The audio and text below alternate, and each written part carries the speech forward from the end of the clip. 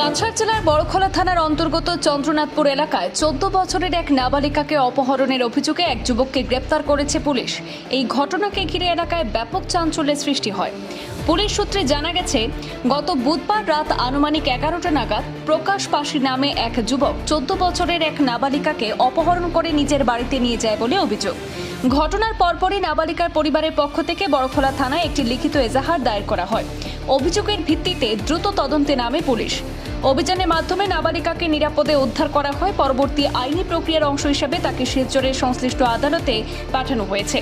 অন্যদিকে অভিযুক্ত প্রকাশ পাশিকেও গ্রেপ্তার করেছে এবং শনিবার শিলচর আদালতে পেশ করেছে পুলিশ। বর্তমানে পুরো ঘটনার তদন্ত চলছে। তবে উল্লেখ্য, অপহরণের অভিযোগটি পুলিশের তদন্তাধীন এবং অভিযুক্তের বিরুদ্ধে অভিযোগ আদালতে বিচারাধীন রয়েছে।